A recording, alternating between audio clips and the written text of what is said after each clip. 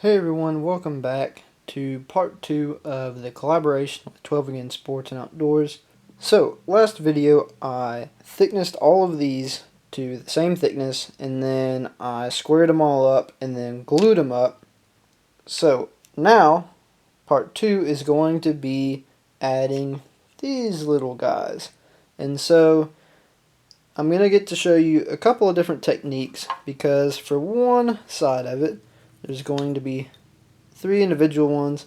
For the other side, it will be one long one. And so I'm going to do 2 different kind of techniques of laying out where these need to go.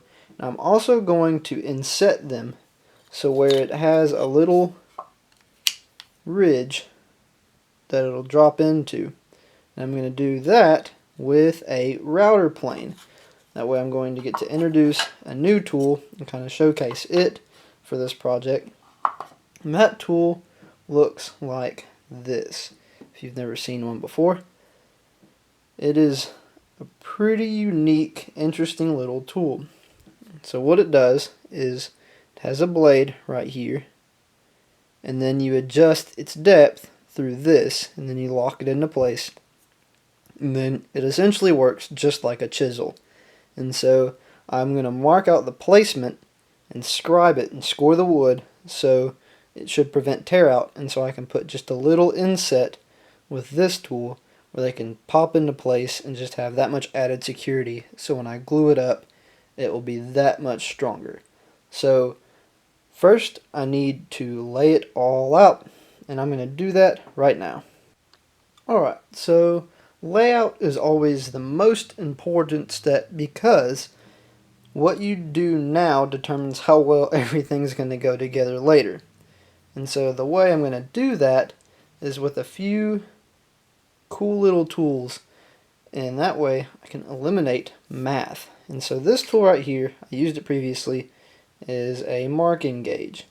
And so what I'm going to do is I'm going to put it flush to here, and it's going to have a little scribe on the end.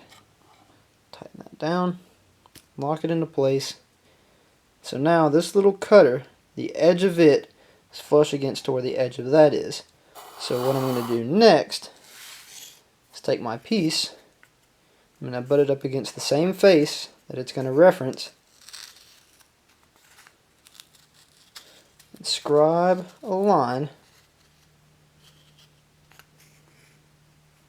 on one side of it. See if you can see that.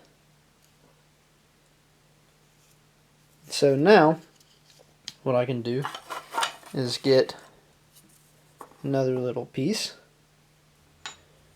and my straight edge, lay it here, flush to where the line I just scribed was, put pressure, take the flat side, bump it up against the other face. I'm going to scribe another line. So now I have no clue what this thickness is. I don't have to. And I have no clue what the distance from this point to this point is. All I know is it is referenced in relation to this piece. So regardless of its distance here, it should line up completely to the one that's already glued to the box. So now what I'm going to do is I'm going to label it 1 and 1. So now I know that those pieces go together. And now I'm going to do it to the rest of them. So I've got all of them laid out on one side, and now I'm going to show you the other technique that I'm going to use. And it's still using the same marking gauge, but I'm going to use this piece for the other side, and then I'm going to cut it into 3 sections. Well, I know that this piece is the same thickness all the way around, and I know that the distance from the edge of the box right there to the inside of this piece is this distance. So now what I can do is unlock, making sure this one's locked down, the other cutter and extend it out. And as you can see, the cutters are on opposite sides, if that makes sense. meaning when I set it up, it'll sit flush up against this side and flush up against that side. So now what I'm going to do is I'm just going to slowly lock this one in, and I'm going to see if it fits. There's a little bit of play. Tighten it up. Now it's sliding. Pretty sure I just hit the camera. I'm locking all of those down. Now it should be the exact thickness of this piece. So now what I can do is take my piece and I can lay it on the other face, and scribe the entire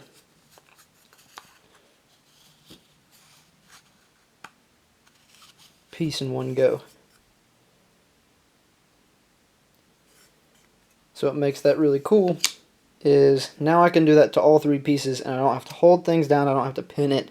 And if I were doing something on a larger scale with, say, mortise and tenon joinery, I could set this to the thickness of my boards, and I could lay out every single mortise and tenon in an entire project, essentially, with just this. No measurements, you do it once, and then it's set for the rest of the project. So now I'm going to do this to the rest of them. Alright, so next is the fun part. I get to use the router plane.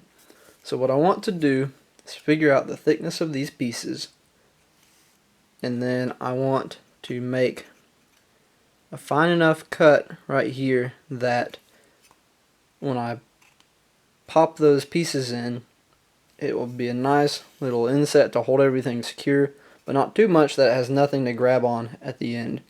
I'll just set it to what looks right. Honestly, I'm not going to really fuss over it too much. Any kind of shoulder is better than none. And so now I'm going to set one of these up to use this guy. Alright, so I've got this set up to take just a hair off. It's clamped here, and I've got double-sided tape underneath here. And what I've done is I've set this depth stop. That's how deep I need to cut it. So I can take a little off at a time.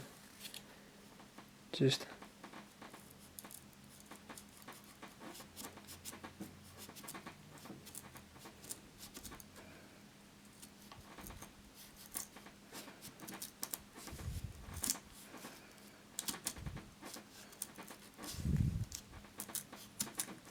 start cutting.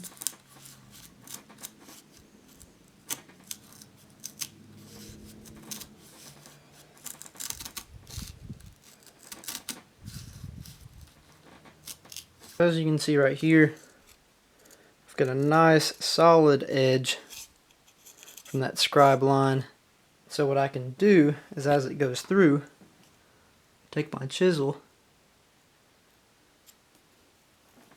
and reestablish that line as I go deeper and deeper. So I can have a nice clean edge when it goes together.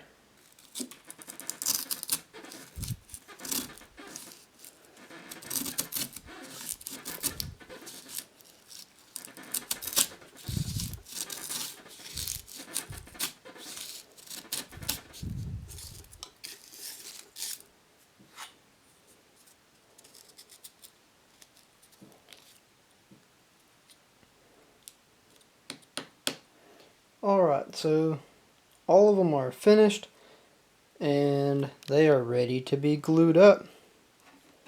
So I've got them all cleaned up and all ready to glue up. So what I'm going to do is I'm going to put just a nice little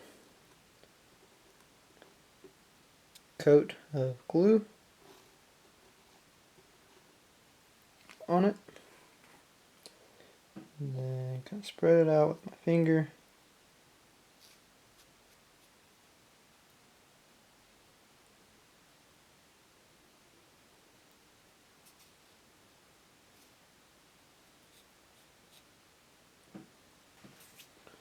Then I'm just going to snap these into place.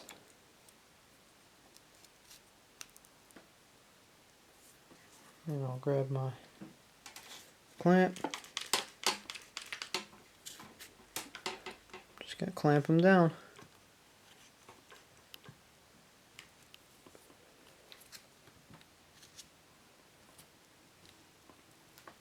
Try to get dead center.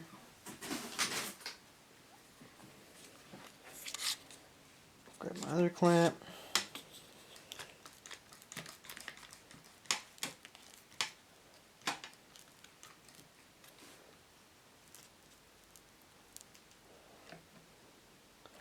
I got a little bit of glue squeeze out, which is what I want.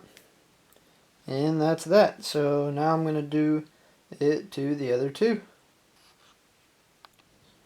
Alright, so they're all glued up, and you're probably wondering why I left them along, and it's so when I plane the angles to where they will be able to meet up, these will hopefully be seamless and follow that angle. And if it doesn't work out that way, then I'll just cut them flush. But I'd like to give it a shot and see how close I can get with my block plane to the correct angle. But I have to find that angle. So, got to do some math. What this is SOHCAHTOA. It's going to determine what one angle is. If you use sine opposite over hypotenuse, cosine adjacent over hypotenuse, or tangent opposite over adjacent. And so I'm going to use sine. So what I'm looking for is sine x equals, so I'm going to do opposite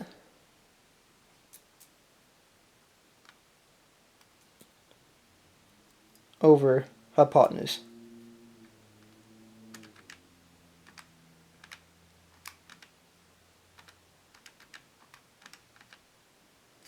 Which equals 0.8214. So then find x, sine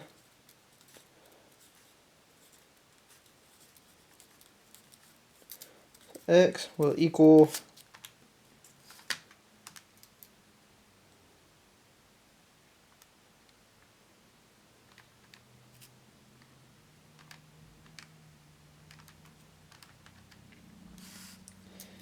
55.225. And then that should be this angle right here. And if I know that this is 90 degrees, then you just add 90 plus 55.225, which equals 145, and then you divide that by 2. So this angle that I would like to plane my pieces to needs to be 72.6125 degrees. Should. And why I want to do both of them is so they both will have a matching surface for gluing. So I've found the angle that I need to plane it down to, and so to lay it out, what I'm going to do is introduce this guy. It's the UG1 multi-tool by Bridge City Tools, and I can't say enough good things about this. Yes, it is very expensive, but it does so much, and I'll do its own little video on it because it definitely deserves it.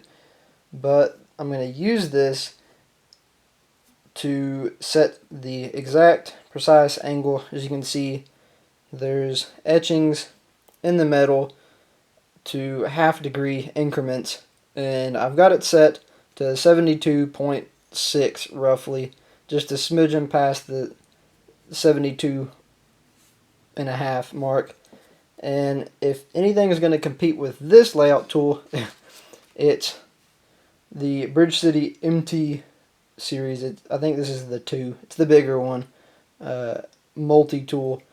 And what I'm going to do, just for ease of marking, is I've set this to the exact size so I can just go ahead and mark where I need to plane to. Alright, so what I'm going to do is I'm just going to set this up like that, and then I'll bring it there just to the edge and mark that angle on it on both ends, and then I will carry the line, I'll be left on this side, all the way down. And so what I'll do is take my block plane and plane this edge off till I meet the line that I've scribed, and it should equal the angle that I need. And I'm going to do the same thing to the other pieces. They should all just match up, hopefully. So I'm going to set that up now. I've laid out the line I need to plane to this corner, and that should give me my angle that I'm looking for. So I've left these long, and I want that angle to follow from that point to this point.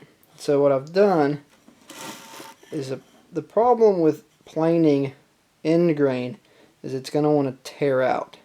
As that blade's pushing through those fibers of the wood, this is just going to want to tear and blow out, and it's not very pretty. And sometimes it is inevitable, but what I've done is I've taken my scribe and I've carried the line that's here forward, and I've actually cut those final fibers. So when it does tear out, it's not going to tear out past the line that I'm going to.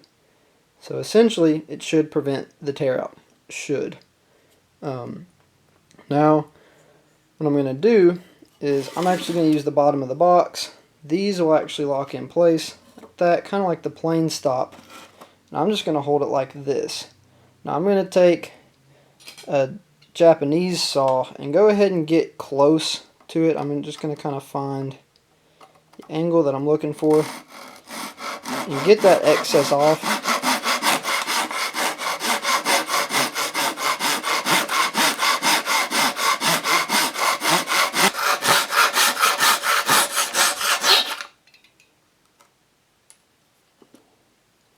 This little saw is from Harbor Freight. It's $10. It's their flush cut. It's horrible for flush cutting because the teeth don't sit flush. They actually splay out like that instead of straight up. So it will mar up your surface, but it makes a great pull saw for $10. My other flush cut saw is a gent style from PAX, and the idea, just real quick behind it if you don't know what it is you can bend it and pull it, and the teeth of the saw are not splayed out, they're pointing straight up and down, so either side is not going to mar this surface, but it will cut into whatever's sticking up. So back to this, got that angle pretty much cut. So now I'm just going to put this in here, lock it in, my block plane, get that end grain first, and just find that and lock it in.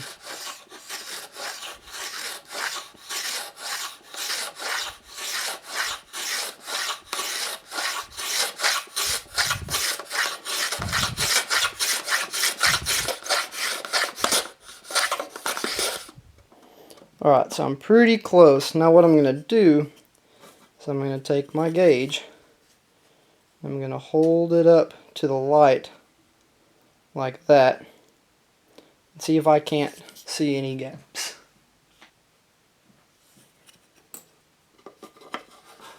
So these two pieces are still a bit high, so I'm just going to keep planing them. And what I like to do is when I place it, I remember the gap that was shown by the light by the gauge, and so I'll try to find the gap with light going in between the plane and the piece of wood to determine what angle I need to find. So I was there, and I know that there's about 1/16 of an inch gap, which would bring me to about that angle.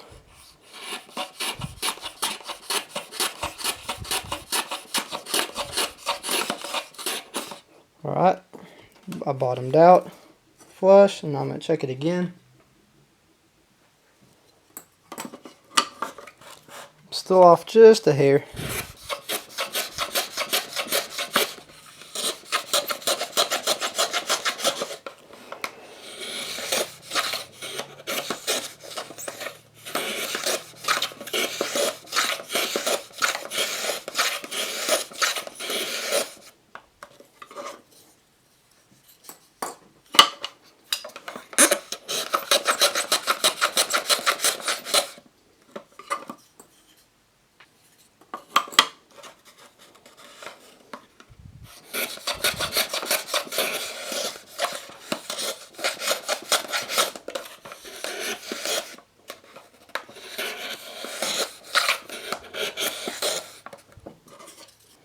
Alright, across this whole surface, I cannot find any light when I set this up to it, like that. So now, I'm going to do it to the other two. So I have planed the angles, as you can see, on all three pieces, planed these flat, and I've also taped it to where when I fold it,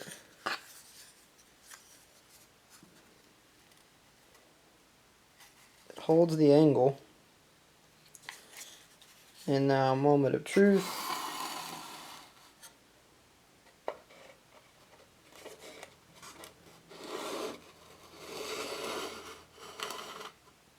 It fits. So, this part right here, what I'm going to have to do now is put a little inset right in here, a little shoulder, just like what I did with these pieces, so where it can accommodate another piece to inset in there to glue in, and that'll give it so much more structural rigidity as well as cover the hole. And now I will take another one of these pieces that I've planed to the proper thickness, and I'm going to take the thickness of it with my marking guide. Alright, so here it is.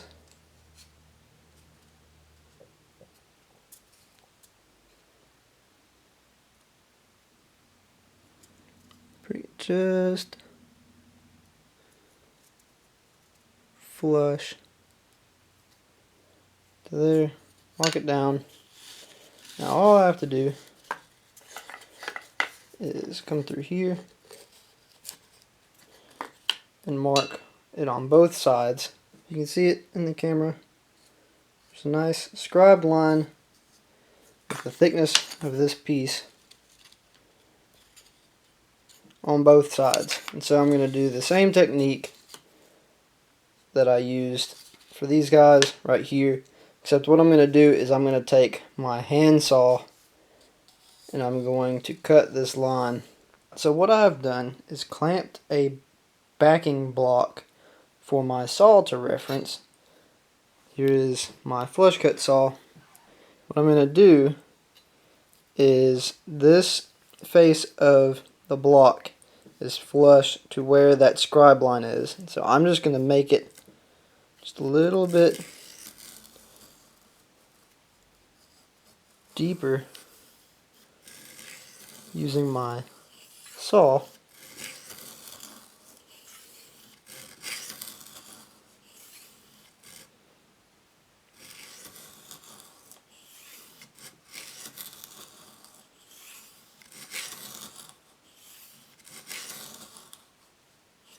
Like that.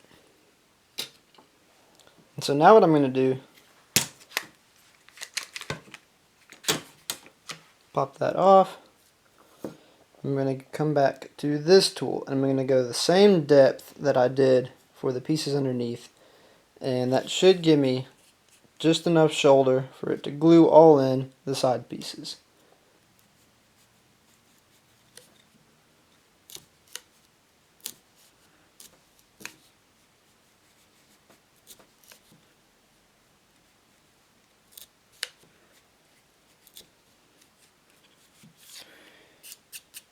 And you'll notice that when I come in and try to take a complete cut using the whole blade, it kind of stops. But if I come in and do little slivers like this,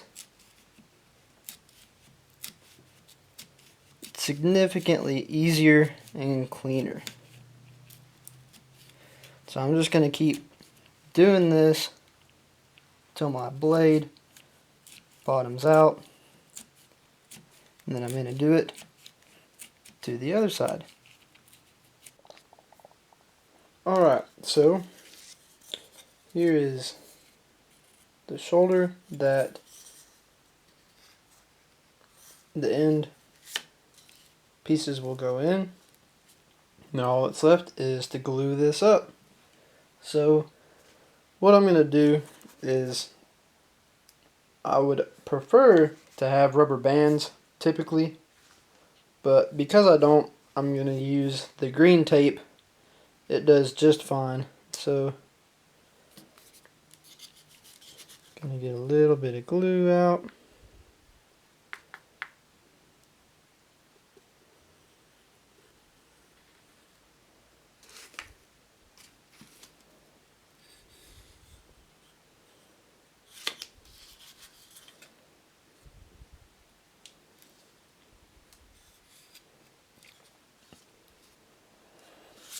But that's that.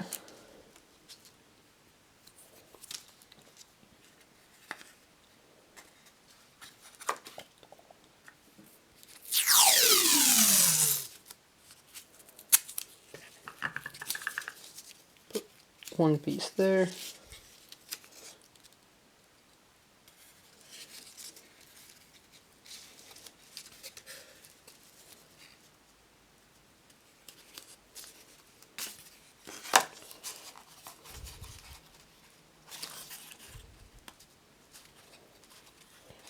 Make sure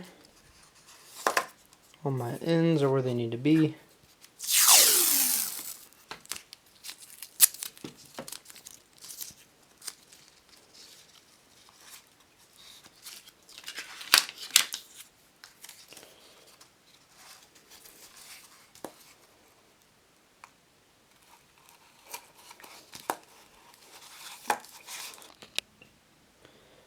Alright, I've got everything taped up,